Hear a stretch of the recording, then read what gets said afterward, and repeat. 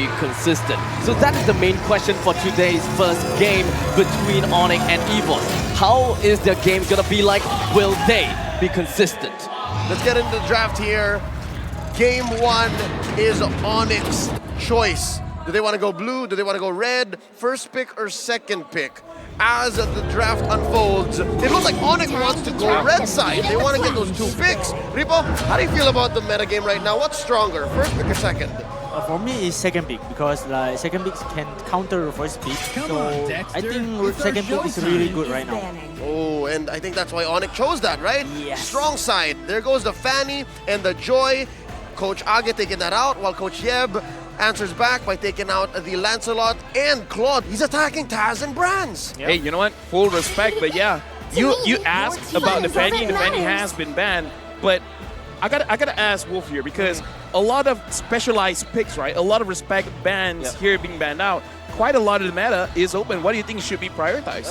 That's probably the Varya. We will go down to that round where the Varya will be the priority, but also like as boring as it sounds, Fredrin is going to be there, and the Arlott, the 3 heroes that I'm looking at here. I think that there will be a trade-off between the Arlott as well as the Fredrin, but between these 2 teams, I think you pick up the Varya first. Maybe for me, it's Kaja here. Oh, right, Kaja is open. Also Fallen. Yeah, Valentina is also pretty good, especially now that the Eve has been banned out, the box doesn't exist. So in a way, if later in the pick-up bans you want to pick up the Faramis, you kind of can, as long as you have a good composition for it. But again, a lot is open. The Kaja is open, the Novaria is open, and like Wolf said, if you want to go a bit boring, even the Fredrin. Yep. Which I kind of feel like, nah, you got to give a Taz a carry type of hero, you know? Yeah, for sure. It's going to be... Alright, it's definitely the Varya.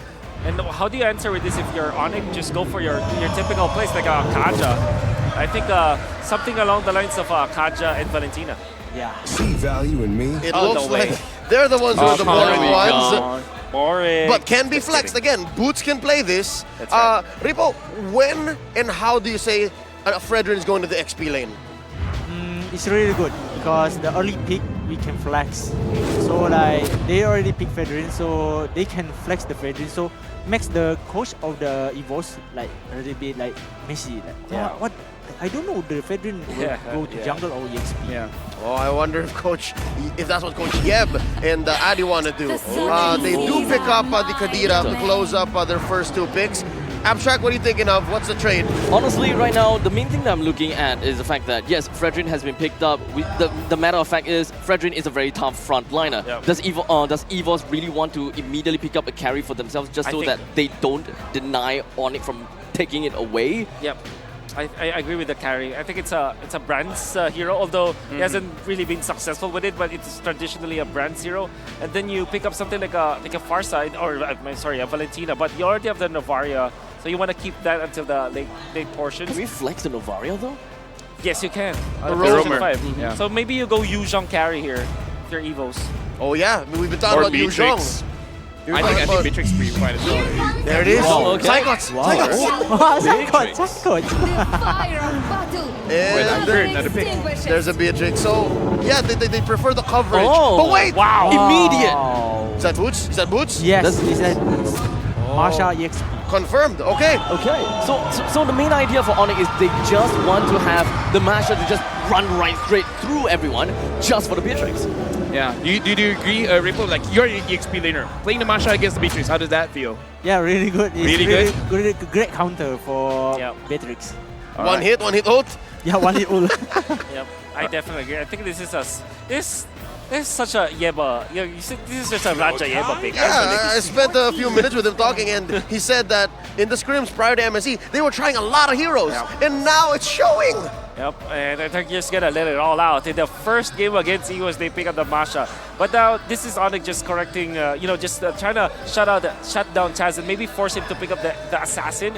Picking up this ban on the Akai might be followed up by perhaps a Martis, so that they'll definitely have this Fredrin, which we now confirm is going to be the jungler. Right now, my only question is, now that you see the Yuzong as well as the Novaria, what kind of marksman is going to be good here going up against the Yuzong? Because I kind of feel like a lot that you still have in the pool right now might not be so good. Ripo, when you're a Yuzhong, what's one of the harder marksman to kill? Need some stitches? For I me, can help. maybe carry. Ah, carry. carry. Carry's still open. Yeah, still open. They can probably pick. Yep. How about Brody though? Brody being able to kind of stun and immediately get the distance away. Yeah, but for me, Brody is a little bit hard meeting the Yuzong. Better carry because carry can really dealing damage a lot. Oh, plus, I think carry can use the Purify. The Brody Purify is kind of like, yeah. It's much slower. Yeah. Here we read into it, of course. Again, Yeah. ONIC will try to corner Taz into picking an assassin, which will again also make that Masha all the more valuable. Exactly.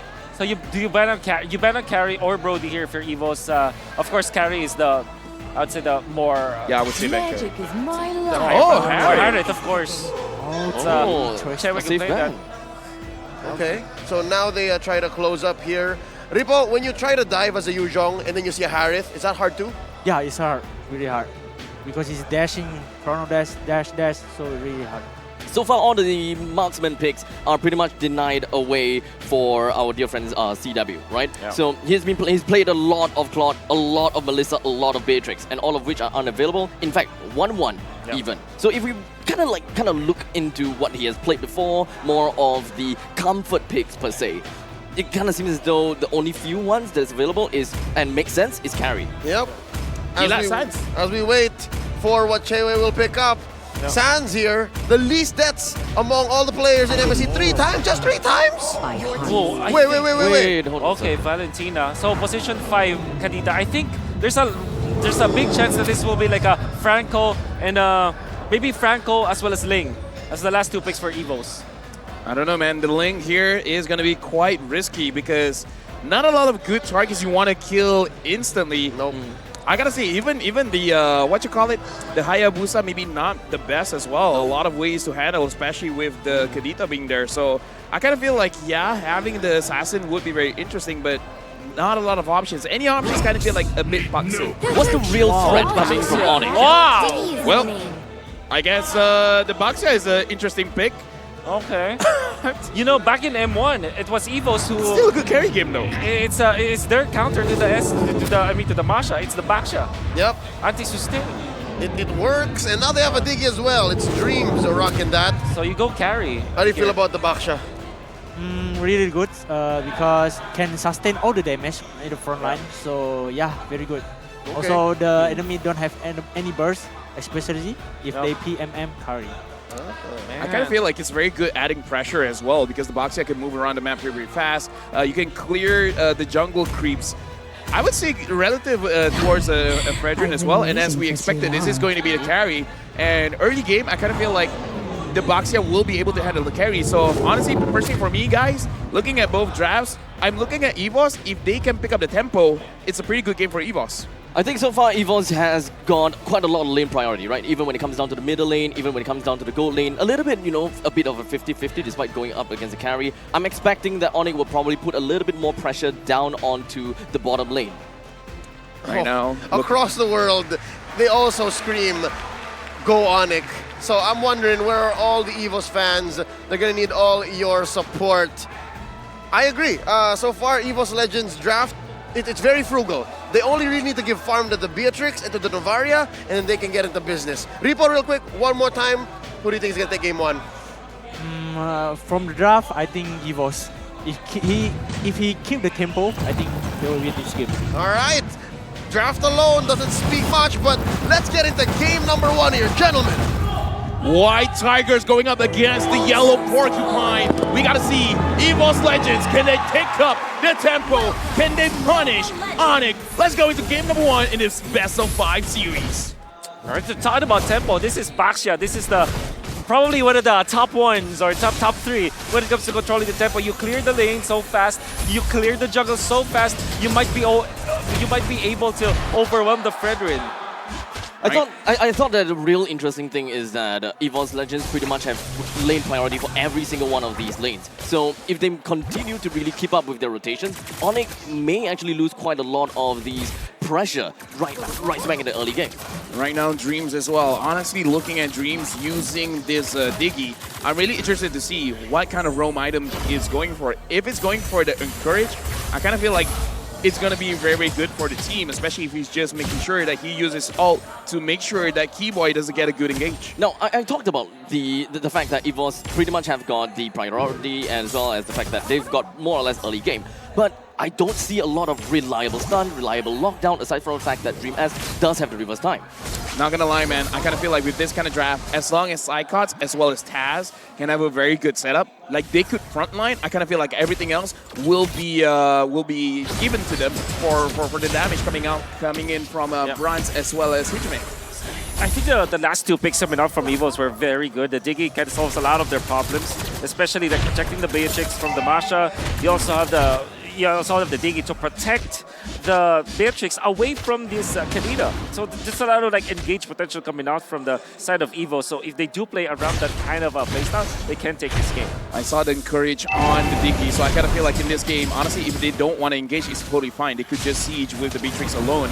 Now the turtle has been started by both Kyrie as well as Taz. As Zaycon immediately grunts himself into the Black Dragon form, Taz as well. Zaycon's just waiting for the perfect time to jump eventually onto Kyrie. But unfortunately, Kyrie as well as Keyboy's HP doesn't seem to be working very well. Kyrie still managed to take the turtle away, plus a kill down onto Zaycon. Things are not looking good as Butz immediately puts himself right in the face of DreamS. That makes DreamS go for a flicker. I mean, that is kind of how you want to approach the fight, right? You want to make sure that the Yuzong goes in, and then Dreams making sure no crowd control can hit onto Taz. But what went wrong there? Well, it was the go-ahead coming out from Butz. The go-ahead play that he did went in to burst down the Yuzhong, really popping the Dragon Form way too early for the benefit of the side of EVOS, and losing your main tool to initiate against your opponents meant that you don't have the necessary tools around the turtle fight. So it was a well-timed initiation coming out from Boots, and then Kyrie just took care of the turtle. And by the way, very nice retribution coming out from Kyrie.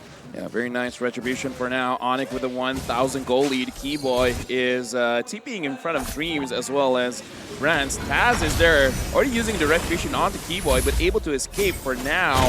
It looks like Rance is just going to poke a bit here on the goal lane. Quite a lot of emphasis in the goal lane here. Doesn't really seem like a small little poke if you ask me. CW's HP doesn't seem to be looking very well. He wanted to recall, but the thing is, if he does actually recall right now, that is one entire wave that is gone for him. But at least one thing that we know of the fact is Brand is actually is a little bit under EXP, you know, as compared to CW.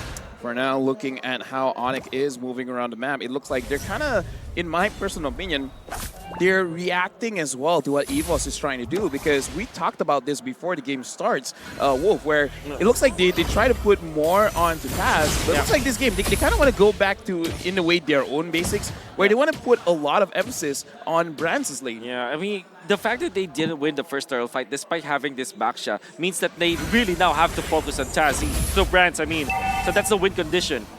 And it's going to be very difficult. Sans holding on to the Diggy ultimate, this is massive for ONIC. Yeah, super massive now, especially even if Psychots comes in, there's going to be a way to challenge that. Now the Lord is half HP. Taz thinking about resetting it, and now Keyboy goes in. The turtle is just gonna be immediately melted down. Kyrie still takes the turtle. It seemed as though Brand could have gotten it through the Bandit's Rage, but it didn't quite go so well. Honestly, that was quite close, because looking at the situation just now, it was timed perfectly. I think the whole communication was between Keyboy and Kyrie to be like, okay, you ready? I'm gonna go in. You see the timing was just so good again from ONIC, especially because they have the threat of the time's journey coming out from the Diggy that they copied through this Valentina. And of course, Kyrie had a level advantage over Taz, and this is the reason why you want to win the first turtle all the time. If it's a tank v tank kind of a jungling matchup, you want to secure the first turtle as soon as possible. Oh, Sans is there, gonna get caught just a little bit. Looks like failed again coming in from ONIC, and Hijime wants to try to snipe someone out. Keyboy was found out, but he was able to recall fast. Taz in the back line, just gonna be there to see the positioning coming in from ONIC. Quite a bit of resources is actually already used by ONIC, right? Sans was forced to go for a flicker as their gank didn't quite work so well. EVOS's babysitting service from him onto Brand is working pretty darn well, but ONIC, they have their own answers, and that is to get their equal value in the bottom lane by really putting boots there. could have sworn that this was a massive play already coming out from EVOS as they do take up the top lane with the aggression coming out from Taz, but it was quickly answered with just a one-man pushing machine. That's the Masha. Every time that Cyclops wants to get into this lane, Boots will just freely just hand over one of his life bars and just gun down Cyclops, poke him down so that he will have to go back and there will be no defense in lane. And Cyclops has really been destroyed in this lane. Not his fault, it's the Masha. Yeah, honestly, looking at the situation now, based on the reaction, I think Kyrie was able to steal that away. And again, Boots is making sure that it's always a 4v4. Cyclops, you stay here. You have the use on. Good for you, but you're not going to be able to use it now. Taz and Kyrie, they're both starting to lure, but Cyclops goes in. Is it going to be another time where Kyrie will be able to get a turtle? Yes, he will.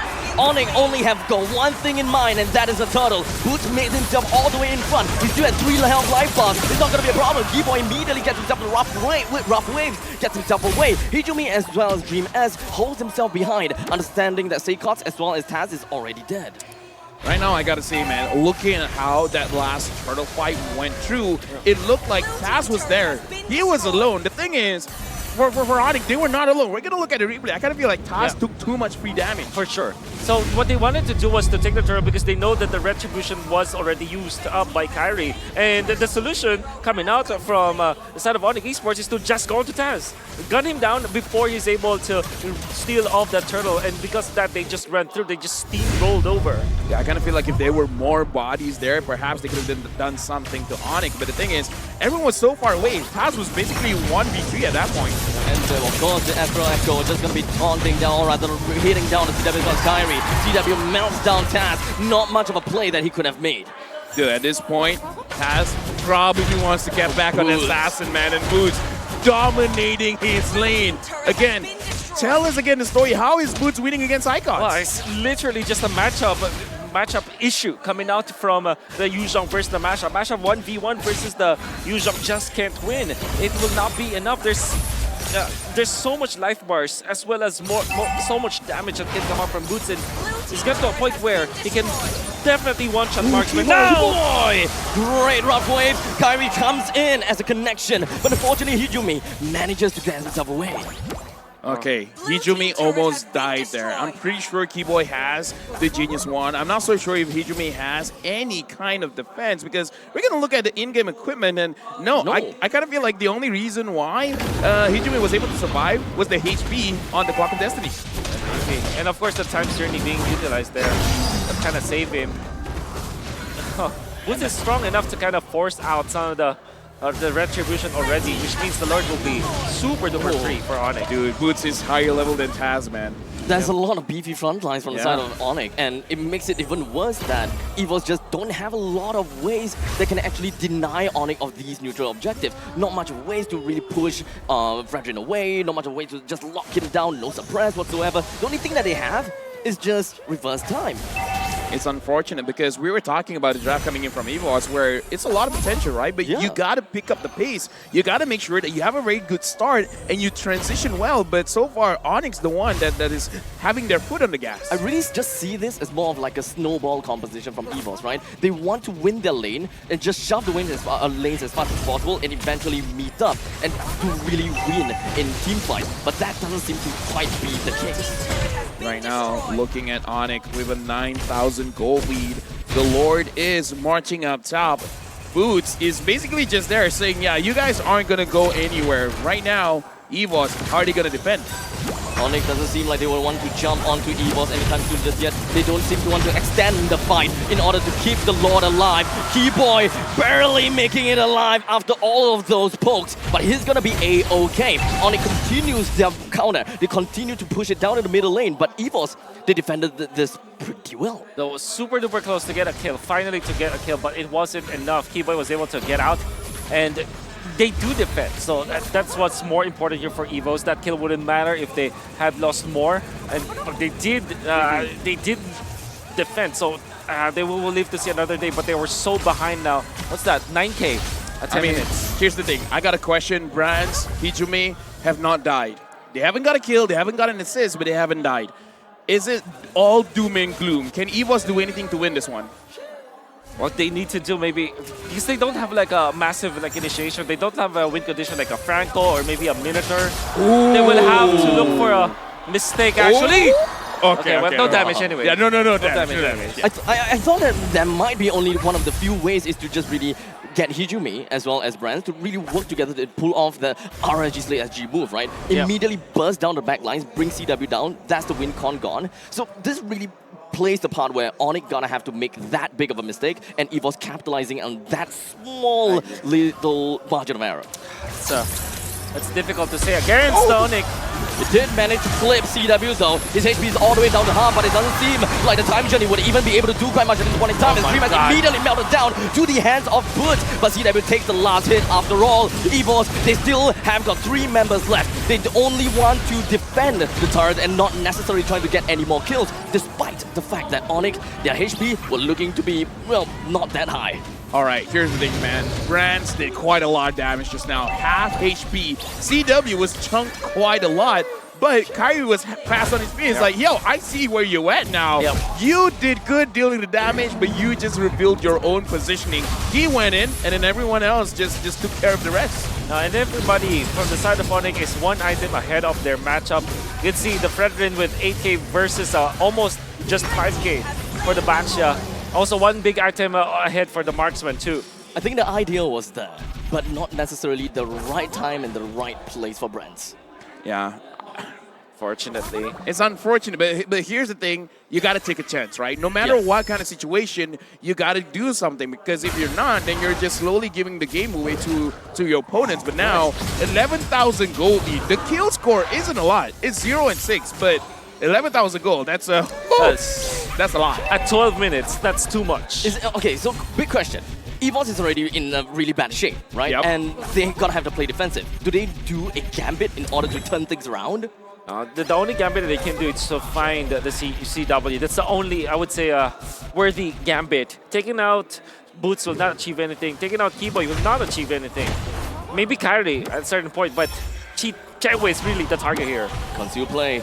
Unfortunately, that didn't really quite amount to much. The Lord marches down in the middle lane with his big trusty trident, while Boots is all the way in the bottom lane, clearing out every single one of the inhibitor turrets of EVOS. We are looking at a barren wasteland, and EVOS do not even try to touch onto ONIC. They're just holding themselves back and focusing onto every single one of the creep waves, and probably waiting for ONIC to make a mistake and try to jump over. They're waiting for the overextension, but the overextension doesn't seem to do quite much, because even though all of that goes down, the rest of ONIC focuses on to the core. Very clean game by ONIC coming into this game thinking we're gonna think with our heads. We're not gonna go for those unnecessary kills. They went in, came to do business, and profit. 7-0 for ONIC. And in that last clash, you saw how strong they are when it comes to their economy and when it comes to their focus on who they want to kill. Taz, as the Baxia, was put from 100% health to 0 in just a second. Just because of the fact that the carry was there, you have the attack speed already, and you also have the supplement of the time's journey. So there wasn't anyone to stop the damage of Chaiwei. That was amazingly amazingly executed by ONIC. Honestly, this is one of those games where you could take the entire game from minute 1 up until the end and study how they move to play a perfect game. Because again, this is one of those things where kills don't matter that much. As long as you can push the opponents away from their objectives, eventually you'll just get everything that you want anyways. Just the presence of Boots itself, or rather Boots himself, is enough to really just drive himself right into the face of Beatrix, and Beatrix will have no chance to get anywhere closer to the front lines. And ONIC knew that as long as they push the Beatrix away, they can crumble themselves and collapse themselves over to the back lines, because they're not going to be afraid of the Manet's Rage nor the Nibiru's Passion. And that is one of the prime ways they can melt down Taz in an instant. Well, this is an amazing game, and welcome, Leo. How do you enjoy that game?